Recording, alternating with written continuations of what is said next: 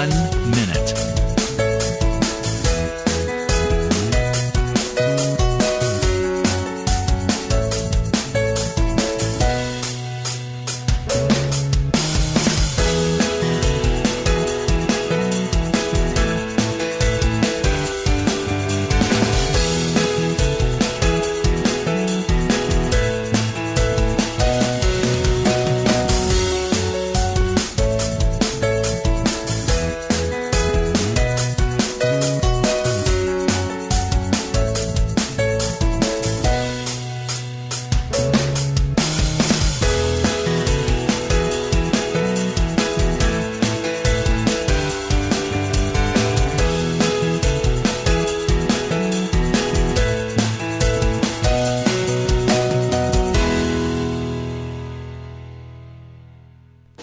Welcome to Lynn Cullen Live at pghcitypaper.com. Email your questions and comments to Lynn at pghcitypaper.com.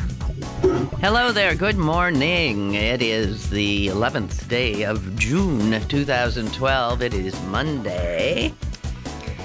And lots going on.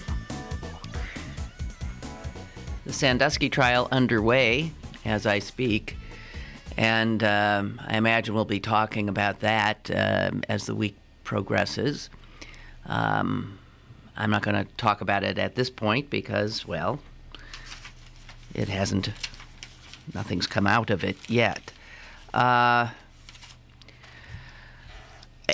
If you would indulge me, I would like... I mean, you have a choice, obviously. I mean, if you don't want to indulge me, you don't want to... But I'm warning you, I'm gonna talk about my weekend a little bit here. I want to get a little personal because I had an extraordinarily full weekend, and as you know, it was a 3-day weekend. I took Friday off so I could attend a funeral, and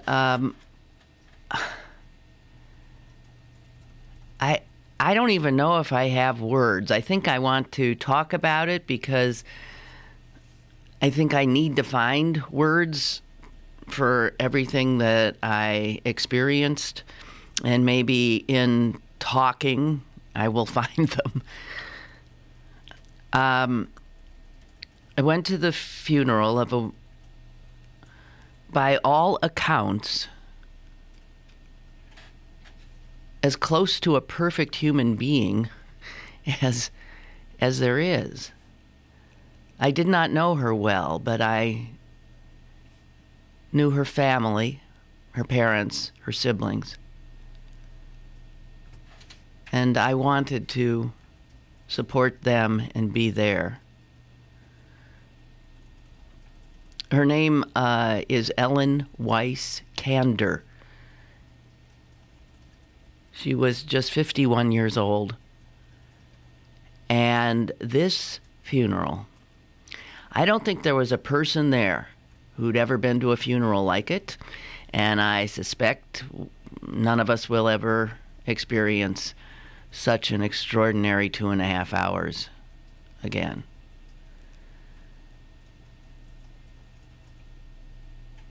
This is a woman who touched so many people's lives in her short life, and left nothing but joy. Nothing. I mean, person after person talked about her, and hearing about Ellen Weiss Kander. There is no way you could sit through that funeral and not leave altered, changed, or at least searching your own soul and striving to be better. It was so amazing to me that a woman who was gone, who had left what we know, could still, in death, hugely touch the hundreds and hundreds and hundreds of people who stood. I mean, there were not enough chairs. People were standing for 2.5 hours. Nobody moved.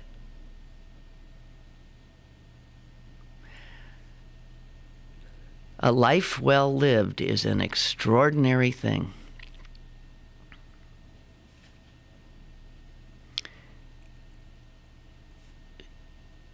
Person after person talked about the fact that she's the person who would make a beeline at a party or an event to the person who looked uncomfortable, to the person who looked out of place, to the person who looked a little lost. Bango, she's right there. She would have to be. That's just what she did. She was a person who, as everybody said, the minute she entered the room, she owned it. Not because she was aggressive or assertive, but because there was something, there was light that she brought. She was beautiful. She was brilliant. She was so generous. The things that she did in this community and for people, her door always open, her heart always open.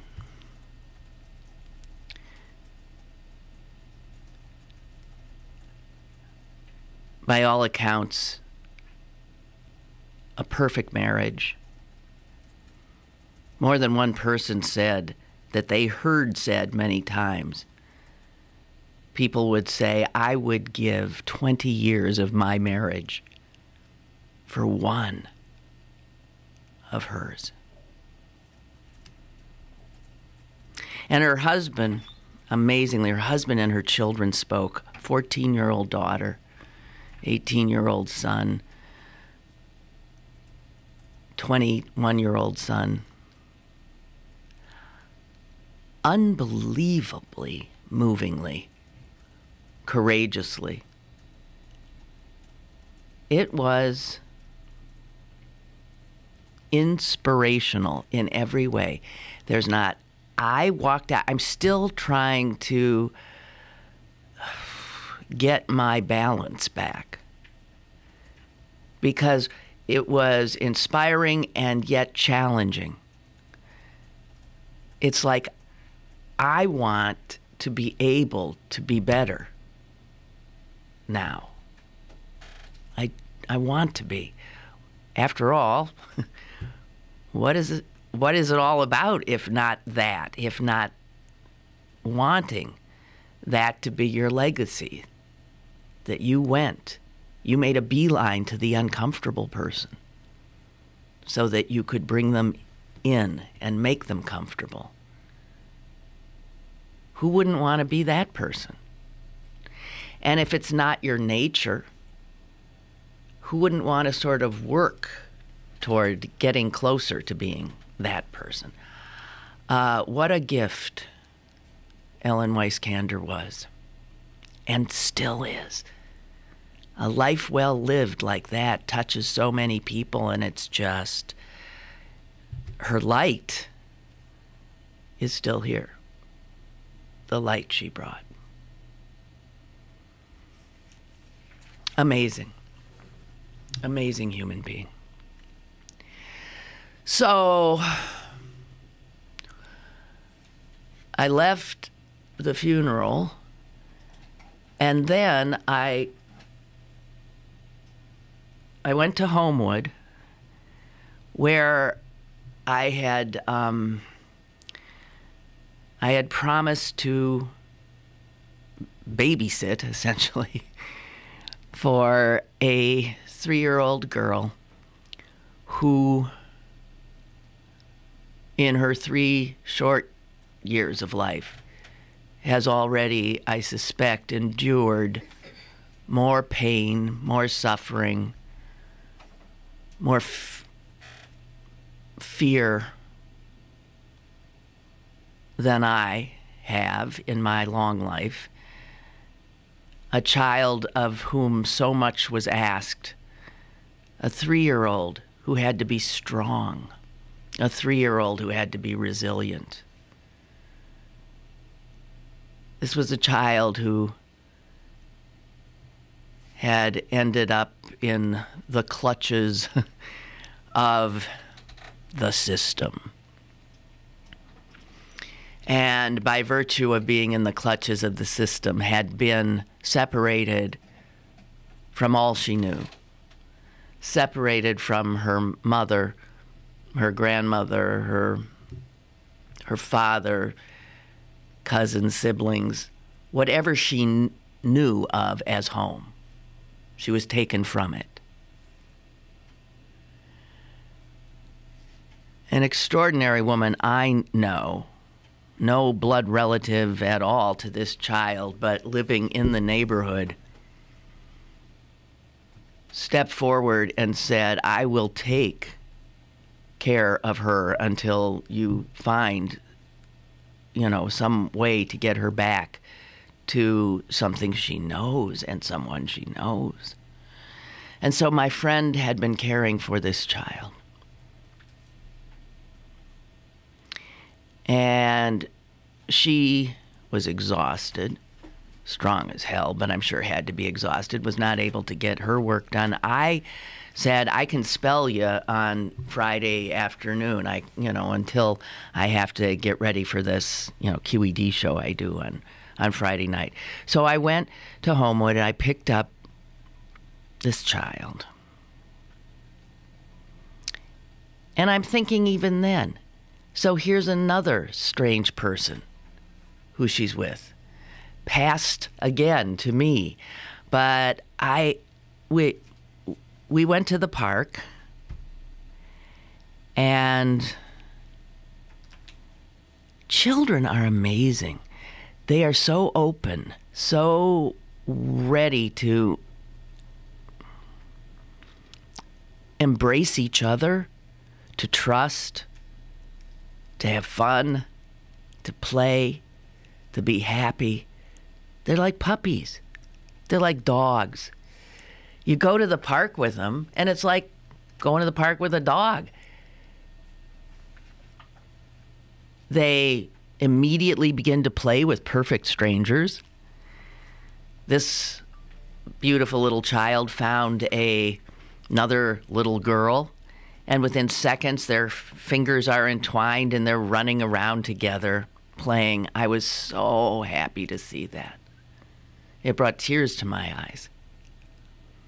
To see that she was still, everything that was happening to her,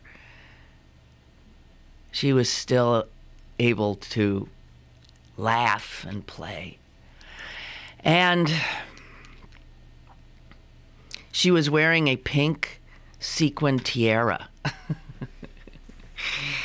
And I saw her take it off her head and put it on the other little girl's head. And she said, now you're a princess.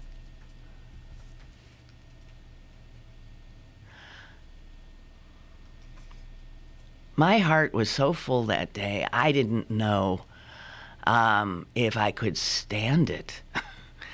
From the extraordinary lessons of Ellen Cander's life to this young life, which already is in being asked to endure so much.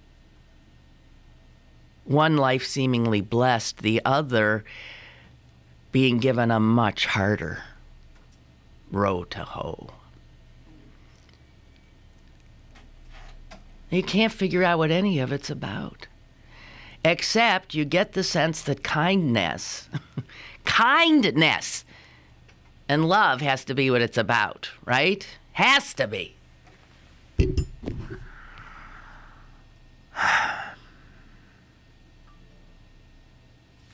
So, I could tell you more. Actually, I'm not going to. I'm going to tell you one more thing. This happened on Saturday, the next day.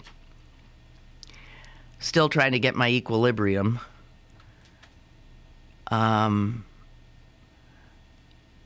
had to be part of a wonderful event that benefited a program that brings ballroom dancing to elementary schools. So the kids learn all kinds of things through dancing, discipline, hard work, manners, blah, blah, blah, blah, blah, dance, all of this. Yeah, this is a program started by a gentleman named Pierre Dulaine, who himself was in his prime, was an extraordinary dancer and winner of numerous awards on Broadway, New York, blah, blah, blah, this and that. And it was his idea to have dance be something that would help children grow in all kinds of positive ways. And in fact, what he did ended up being made into a documentary. Then I think it was made into a movie where Antonio Banderas played Pierre. And so I was to be a judge at the Mad Hot Ballroom Pittsburgh, which would benefit this program. And this is Saturday, so I'm thinking, oh gosh, there's a sold-out pirate game. This is at the Westin. There's a sold-out pirate game. There's Melissa Etheridge with the street closed off.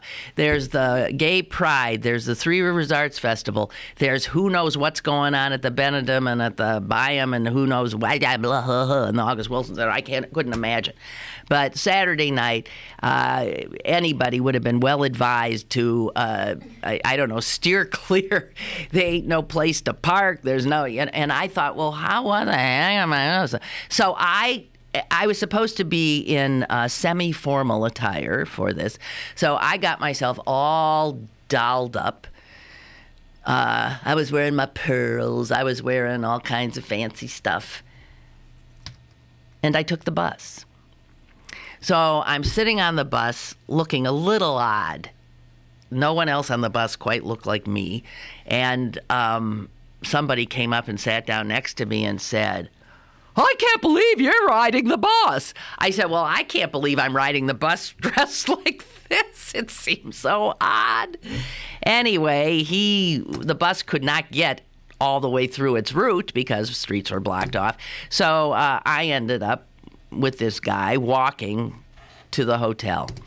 Into the hotel I went in my finery, and I didn't see a posting for where I assumed it was up on the third floor where most are, but I thought I'd check, so I went over to the concierge and I said, excuse me, what floor is Mad Hot Ballroom? And he gave me a look I didn't like. It was a look of total blankness. He said, I don't believe we have any events tonight. I said, no, you do. Mad Hot Ballroom. Let me check. He runs away, comes back with another person. No, we have no events tonight. Maybe it's the William Penn, he said. Some people get us mixed up. I said, I was quite sure it was this hotel. He said, let me call over to the William Penn. I'm thinking, oh my gosh, what has happened? He called the William Penn. The William Penn said, no, we don't have any. And so there I am, all dressed up, no place to go, wondering if someplace in Pittsburgh these wonderful folks from Mad Hot Ballroom were saying, where the hell is Lynn Cullen? Did she stand us up? I mean, we put out promotional information. We got her. How could she do this? Mortifying. I had no phone number, contact person that I'd written down. Nothing. I was screwed. I got back on the bus in all my finery and made my way home.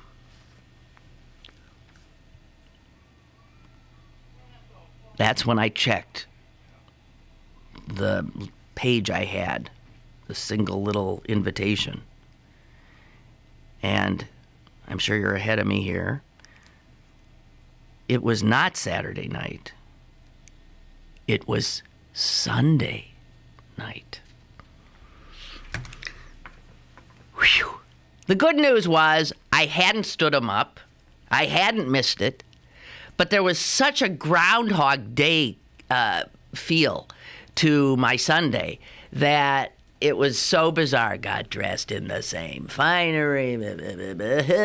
All this time I did not take the bus. Went, and I'll tell you what a great evening that was last night. Wow. Wow. What an extraordinary program. And these kids from schools, fifth graders, from public schools, from Catholic schools that have the program, they came, they did their dance, and, you know, they stand at perfect attention when they're not, and they're all dolled up, and they're so serious and so good. They tangoed, they merengued, they did the jive, all the stuff that we've sort of come to know from all these, Dancing with the Stars programs and stuff. Wonderful. What a wonderful program. And it was brought to Pittsburgh by Mercy Hospitals. Mercy Hospital. Mercy Health System, I guess it's called now. Yeah, right. God bless them. So, all right. I don't know that I feel anymore. Got my act together anymore. Life is something, huh? Short. It's to be cherished. Think of what we do. We complain and moan and groan, and then you look at some lives and what they endure. Why can't we hold those lessons closer? Why can't we hang on to them? I've never understood that. I once was with a huge cast on my leg when I was a reporter at WTAE television, and I was on crutches, I was in a wheelchair, I was incapacitated for maybe like 2 months or more. And I came so to appreciate, once something's taken from you, you say, I will never take for granted again. I would sit there in my wheelchair and watch other people run up the stairs. And I would look at them and think, they don't even realize how extraordinary that is to be able to run up the stairs. Because I can't. And I promised myself that when I could run upstairs again, I would never again take it for granted. But of course you do. You forget. I like to remind myself every now and again, and I still sometimes do, but I guess you can't go around in a constant state of that kind of gratitude. Otherwise, you wouldn't have time to get anything done. Oh, I'm breathing. I'm so grateful. Oh, I'm able to move. I'm grateful. I can see. I can hear. I can dance. I can, I guess you can't. But it would seem that it wouldn't be a bad idea every day to take some time out to acknowledge it. Whatever. Okay, I'm really sorry. I told you. I warned you. I had to share this stuff. And now, ladies and gentlemen, we can get into our usual fare, our usual fada. Before I take a break, I came upon this, sent to me by one of you. We shall thank you very much for it. And it's powerful stuff, and I want to share it with you. The person who sent this to me said that they had heard me and Chris Potter last week talking about the term job creator, and what a brilliant idea it was to term, the rich and the corporations job creators, as if in their beneficence that was their reason for being. And if we would just give them more and more and more and more, money and get out of their way, they would just continue to create more and more and more and more and more jobs. So here's what I was sent. This is from a speech by a billionaire venture capitalist named Nick Hanauer. Okay? And here's what this billionaire and capitalist has to say about job creation. I have started or helped start dozens of businesses and initially hired lots of people. But if no one could have afforded to buy what we had to sell, my businesses would all have failed and all those jobs would have evaporated. That's why I can say with confidence that rich people don't create jobs, nor do businesses, large or small. What does lead to more jobs is a kind of circle of life-like feedback loop between customers and businesses. And only consumers can set in motion this virtuous cycle of increasing demand and consequent hiring. In this sense, an ordinary middle-class consumer is far more of a job creator than a capitalist like me. Anyone who's ever run a business knows that hiring more people is a capitalist's course of last resort. Something we do only when increasing customer demand requires that we do it. In this sense, calling ourselves job creators isn't just inaccurate, it's disingenuous. Our current policies in this country are upside down. When you have a tax system in which most of the exemptions and the lowest rates benefit the richest, all in the name of job creation, all that happens is that the rich just get richer. Since 1980, the share of income for the richest Americans has more than tripled, while effective tax rates have declined by close to 50%. If it were true that lower tax rates and more wealth for the wealthy would lead to more job creation, then today we should be drowning in jobs. And yet unemployment and underemployment is at record highs. In a nutshell. Hey, how you doing? Hi, how you doing? I'm doing great. I just have a quick comment. They always talk about these small businesses creating all these jobs. Anybody who worked anywhere, if you ever worked for a small business, they don't pay much money to begin with, and it's very few jobs they create that actually have benefits or anything. I don't understand why the Republicans and the Democrats push this small business. The only one that's making money is the person who owns a small business. As far as jobs, I mean, you work for a union or a public job, that's where you're making money. Those jobs are just for, like, college kids most of the time, and people try maybe a second job. That's all I got to say. Thank you. Okay, well, thank you. I think when they say that most jobs are created by small business, I know it always seems, it's hard for me to believe that because, you know, you think, huh? But I think you have to look at how they define small business. Some of those small businesses we would not consider that small. I mean, they're places that employ maybe hundreds of people, and they do have benefits, and you know, it's just not the huge multinational corporations. But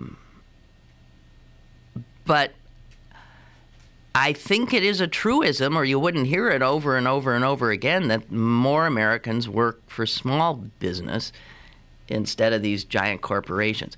And as for public jobs, government jobs being the place where you're going to get better money, and I think you can kiss that goodbye pretty soon. And if Wisconsin was a harbinger of anything, it was a harbinger of that.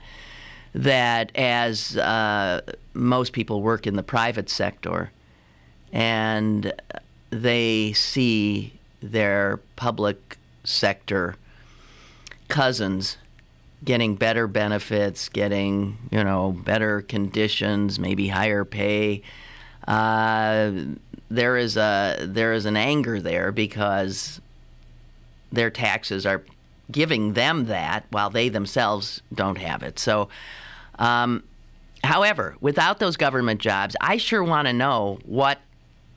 I was having this conversation with my brother yesterday. I still don't understand what jobs people are supposed to do. Regular people. I mean, I understand there's all these jobs for really, really smart people. Jobs in the tech sector and jobs for people who work, who under really good with numbers and and design and blah, blah, blah, blah, blah, all this kind of stuff. But, I'm reminded of, what we all could see when we went to school.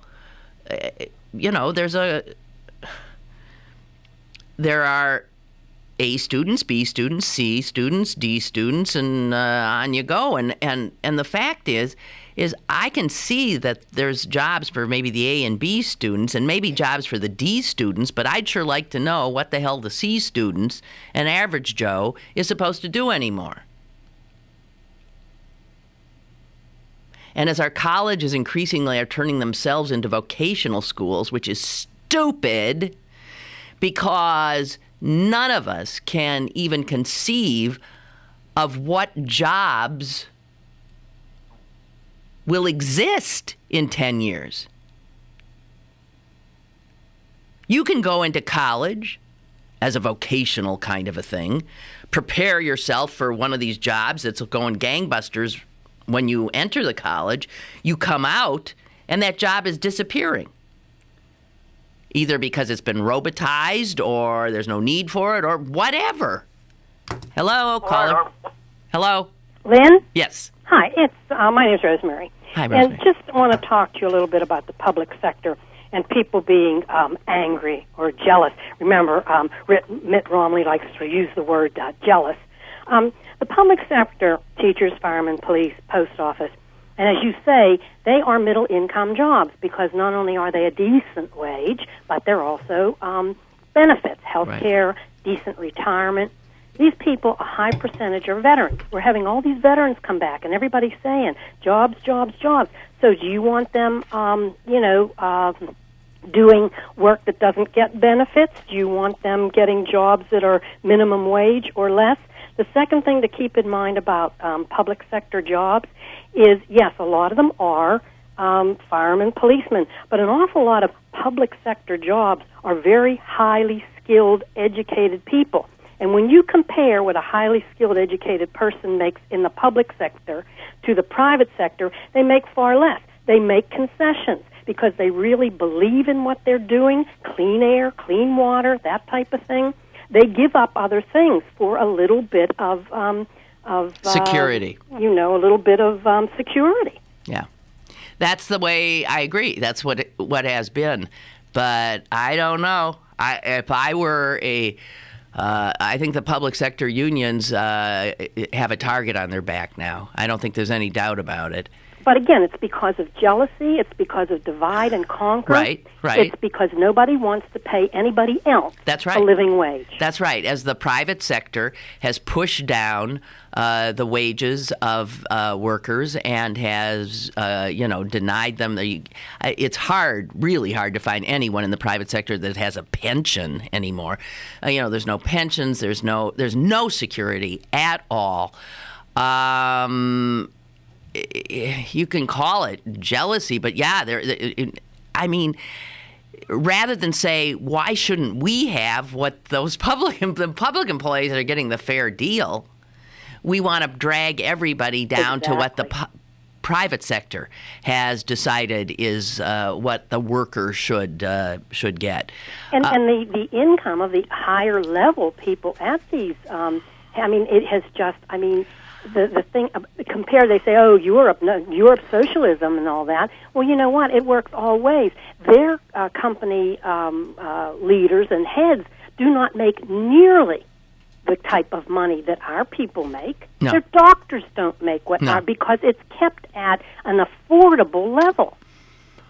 Yeah, you know, we have a minimum wage, but we don't have a maximum wage. Rosemary, thank you. Thank you, Lynn. Bye-bye. Appreciate it. Bye-bye. I better get a break in here. Email your questions and comments to Lynn at pghcitypaper.com or call Lynn at 412-316-3381. Lynn Cullen Live will return in a moment. You in the City and Hosanna House Summer Nights present Jazz Under the Stars, starring Najee, Friday, July 13th. 8 p.m. at the Sherwood Events Center in Wilkinsburg. Tickets available at Dorsey's, Stediford's, or charge by phone at 1-800-383-5760. Najee, live in concert July 13th. Proceeds benefit Hosanna House, a place called Hope. Pittsburgh City Paper's health issue is available now. Pick up one today for Girl Talk, Bruce Hornsby, The Dirty Dozen Brass Band, and News of the Weird. Pittsburgh City Paper available at over 1,700 locations throughout Western Pennsylvania and on the web at pghcitypaper.com and on your smartphone at citypapermobile.com. Hey, Billy, want to go to the state fair? Yeah! Well, you can't. Huh? Well, you see, Billy, when you throw away money on wasted electricity, you throw away everything you could have done with it. But now your parents are becoming energy efficient. They could save hundreds of dollars a year and take you to the fair next year. I want to go now. I know you do. Saving energy saves you money. Learn more at EnergySavers.gov. Brought to you by the U.S. Department of Energy and the Ad Council. Now, it's back to Lynn Cullen Live at pghcitypaper.com. Okay. Welcome back. Oh, Lord. My brother, as I said, I was talking to him yesterday. He called, and first thing he said is, you know, Obama might not win. Now, this is the same brother who I would lament has become a conservative, right? Well, these conservatives have sent him careening back into the Democratic fold. It's not that he's necessarily happy with any party, but my gosh, he is so repulsed by the conservatives, the people that call themselves conservatives now, that he can't in any way. I think what started to finish him off, what did send him packing, was McCain choosing Palin. He liked McCain, but that was the end of that. And he never liked Obama initially. I remember he called him an empty suit once to me. And I said, "You are out of your mind." Well, now he's so nervous that Obama might not get reelected. He's so scared that Romney might win. And obviously, we're hearing that it looks like the Republicans will take the Senate. They will hold the House. So even if Obama is reelected, he'll have a totally recalcitrant Congress, which he essentially has now. And if Romney is elected, you will have every branch of government and most of the state houses and state governments, executive branch, in the hands of these increasingly lunatic conservatives. It's sobering stuff, no doubt. So let's not talk about it. I want to talk about, did you see the story about the blog that John Schick's parents keep? John Schick, the mentally ill shooter at Western Psych. Have you seen the blog? It's so bizarre. And I personally was so stunned when I saw some of what his parents had written. I know Sally Kelson did a piece on it in Sunday's paper, and she was much kinder than I, saying, how can we know the agony of having a grown child who is mentally ill and is not taking his medications, and you're not in any position really to do anything, and this and that. And I don't know. I judge not lest ye be judged, but so here's where I'm not, the nice person I want to be. I can't help but be just disgusted by some of what they wrote on their blog.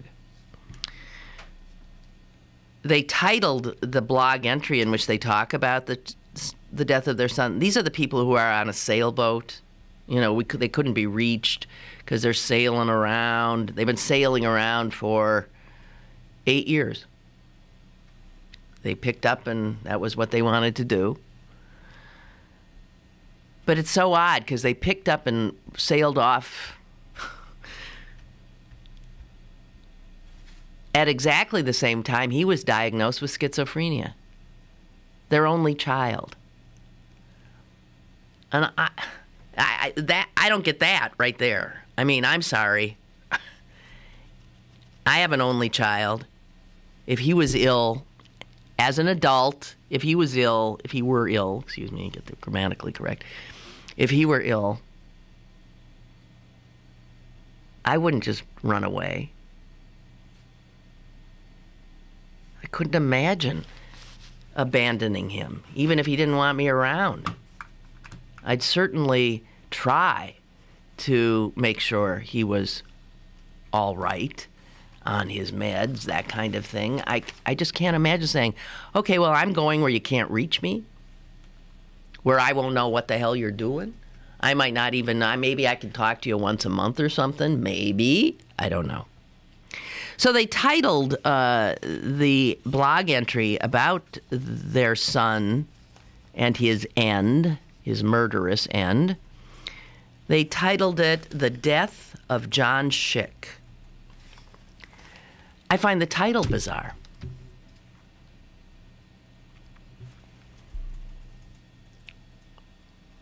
John Schick. That's a nice way to distance yourself from your own child. Do you call your child by his full name like that? I mean, you can say I'm not being fair. I don't know. I think that's weird.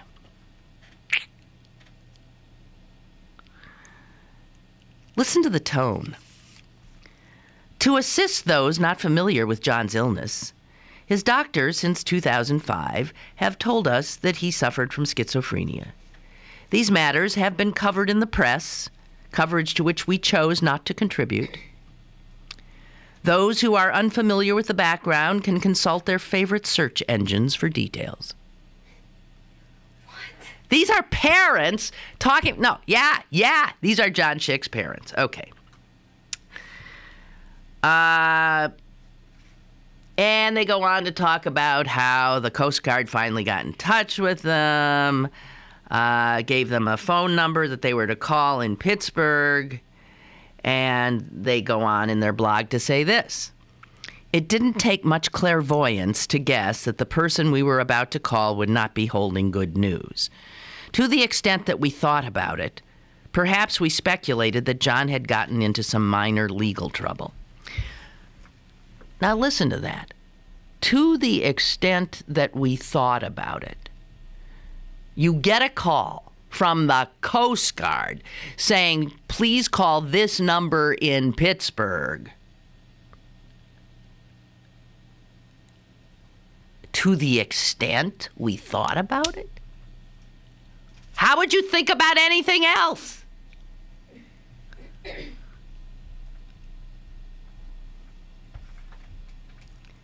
It says here, then, that the father dialed the number, and lo and behold, on the other end, he found was the Allegheny County Medical Examiner's office. And Schick Sr. was told his son was dead. He telegraphed that information to John Schick's mother, who was standing there, by drawing his finger across his throat.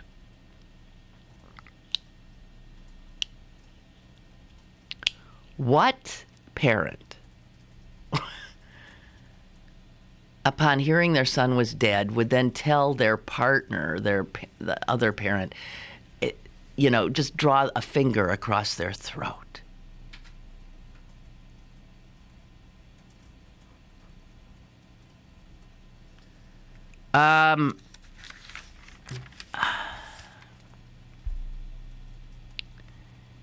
They go on. Our location insulated us from most of the predations of the press. Phone messages piled up on our cell phones, and we deleted them wholesale whenever we got access.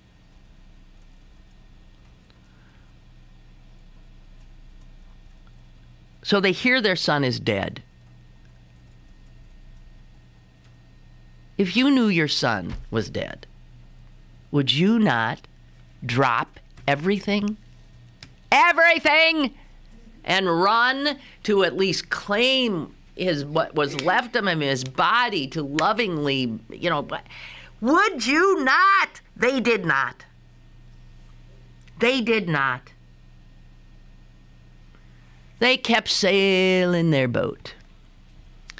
And they write this in their blog. The medical examiner was prepared to keep John's body in refrigeration for a reasonable period of time while we worked out our options.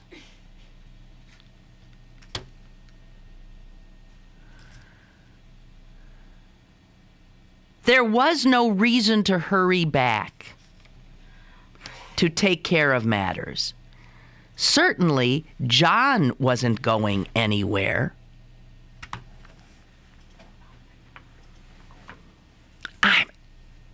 I'm speechless. And then when they finally meandered back to, Cape Canaveral, Florida or something, the father didn't even come. He stayed with the boat, and she came up.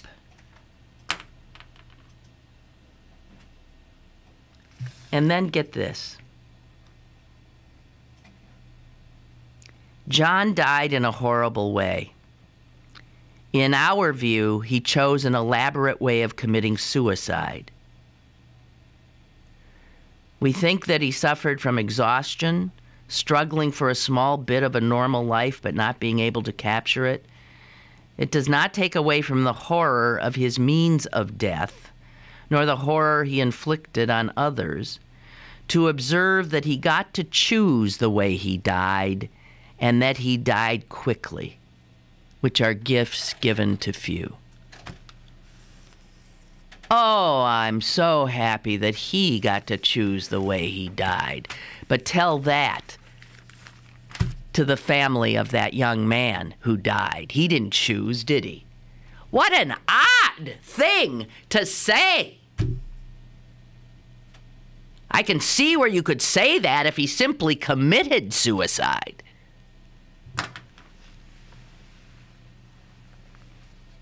But he murdered.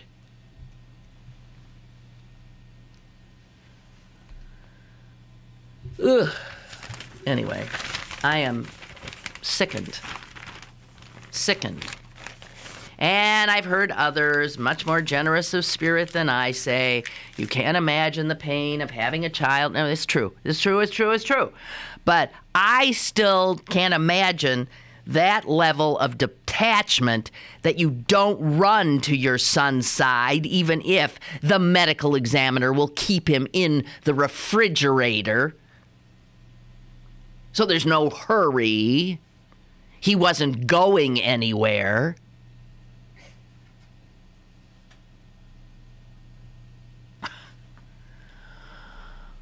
Wow. We'll take a break. More is on the way with Lynn Cullen Live. Go to BurkeBargains.com for great deals on tickets to the City Theater, Symphony, History Museum, and the Carnegie Museums. Check out this week's big deal featuring 50% off tickets to the Carnegie Science Center. BurkeBargains.com, Pittsburgh's only online deal site where the deals don't expire. BurkeBargains.com. Gustavo and Vela wants to thank all of southwestern Pennsylvania, the USA, and the world for helping to liberate his native country of Equatorial Guinea. Equatorial Guinea has suffered 43 years of dictatorship, 43 years of human rights abuses, 43 years of corruption, and 43 years of kleptocracy. Even with $5 billion in oil revenue in 2011, the 700,000 citizens of Equatorial Guinea earn less than $2 per day. A proud Mount Lebanon resident, please help Gustavo and Vela usher in the 21st century by allowing freedom, democracy, and socioeconomic prosperity by the rule of law for the next 43 years and beyond. Email him at presidentandvela@yahoo.com to help free Equatorial Guinea. Get Lynn Cullen Live on your smartphone. Go to citypapermobile.com now for Pittsburgh City Paper's brand new mobile app. Get the latest restaurant reviews, event listings, movie times, and of course, Lynn Cullen Live on your smartphone. citypapermobile.com. Have a question or an opinion? Call Lynn Cullen at 412-316-3381 or email lynn@pghcitypaper.com. Now, more with Lynn Cullen Live. Hey, how about them Pirates? Yeah, everybody's jumping on the bandwagon again, huh? They're in first place. Jeez. Unbelievable. Anyway, they're in first place for the moment. Savor it while you can, because they're heading into, I think, a pretty rough series in Baltimore. And when did Baltimore get this stupid new logo? God, did they look like... Do you see their logo? No.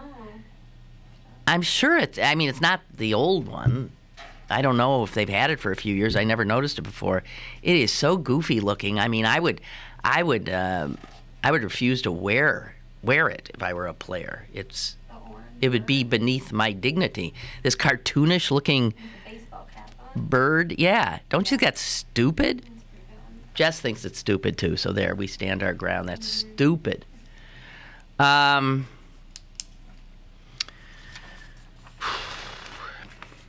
What else we got? Let's see. So we never talked about this, but I guess there's talks underway about Kennywood, whether or not they'll be granted a liquor license, and so that you can go to Kennywood and drink. My initial reaction to that was negative, but I'm here to tell you that I'm sure they'll get their license. Why shouldn't there still be a place, family-oriented, that doesn't have to have liquor? Can you get beer there? Yeah, you can get beer garden. Yeah, they have a beer garden, right. So you can get... Oh, okay. You can get beer. So, I don't know. I mean, there it's been for all that time, and now we need, we need martinis. I just, and then as many people have pointed out, oh, how wonderful! So you can now drink and then go on one of these rides that spins you around, and there's enough people puking as it is there, but I would imagine there'd be more. I don't know. And Jim Furlow, state senator, who had originally, I guess, he petitioned the Liquor Control Board not to grant this license, at least until there were public hearings and such. He apparently has been meeting with folks from Kennywood, and he's sounding like he's willing to back off. Is it just beer? It's just beer. It's not martinis. It's not alcohol. It's just beer. So they can't have it yet. It's just a beer garden. Okay, I'm mixed up. Beer here. Well, I mean, where you see that there's beer at family-oriented places like a pirate game, okay? Most people, I think, handle it pretty well, but there's these just idiots who see the availability of beer as a reason to get stinking drunk and make things unpleasant for other people around them. I don't know. I hate to be old-fashioned, and standing in the way of progress or change is something that I guess is sort of a natural human thing after you reach a certain age. Oh, speaking of that, I heard somebody talking about the death of Ray Bradbury, the science fiction writer, and how he hated technology.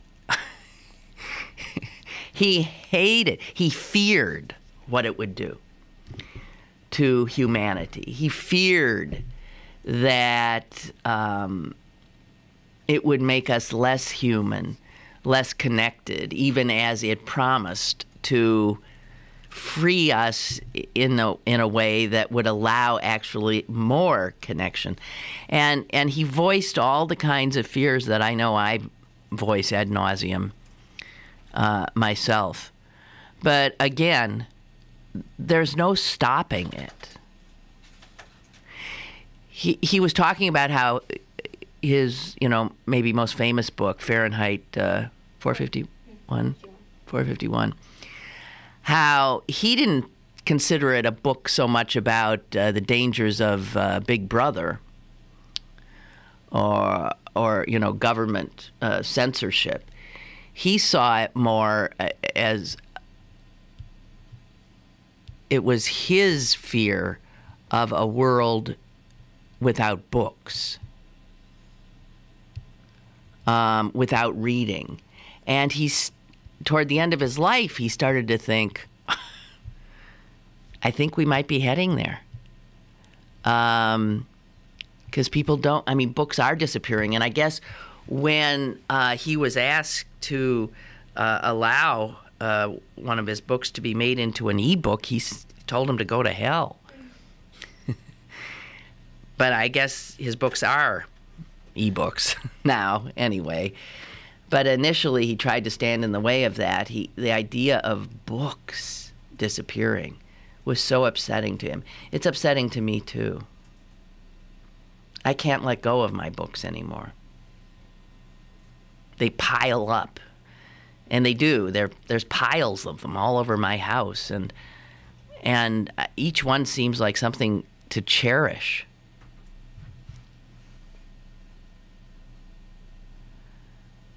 But you know what? I give myself another 2 years at most, and I'll have a Kindle. Jess says, no. You don't think I will? Well, I think I will. I think I will just for traveling rather than schlep a big, heavy book. No, Jess, you're more of a holdout, and you're a young person. That's good. Good for you. Good for you. Well, then maybe I'll rethink it. Kristen writes, I was just thinking that all this liquor license is going to do is enable the drunks to go and spin around on the Black Widow. I bet their umbrella sales will go up. No, she says, seriously, this is going to lead to another tailgating parking lot. Yeah, there's just no reason for it. There's no reason. But here again, it's always so sad. Most people would use the availability of beer responsibly. But it's those jerks who just can't, who end up making these things into, well, as you say, these tailgating parking lots. Just what we need. More inebriated loudmouths. I don't know. Some people, though, can't have fun without it, and so and then increasingly. Hey, there's an incredible article in the New York Times about animals and how much like us they are in terms of their need to get high, and their propensity for addictive behaviors, and how much alike we are. And maybe I'll have time tomorrow or someday later in the week to talk about it for those of you who might have missed it. But it's fascinating stuff. We are very much alike, them animals and us. We suffer the same diseases, the same illnesses, the same behavioral difficulties. We truly do. And there's a cute quote from veterinarians in here that say what they call doctors, the people doctors, is, what do they say? They say they're physicians. Regular doctors are just physicians who only treat one species, whereas veterinarians are physicians who treat a lot of species. Thus, veterinarians have the more complicated task. The doctor who writes this article says doctors do need to look more toward veterinary medicine when looking for information of how best to treat humans. It's a fascinating article. Maybe we'll talk about it tomorrow, because today is shot. It's gone, at least as far as this program is concerned. So I'll talk at you again tomorrow, and have a great, great day.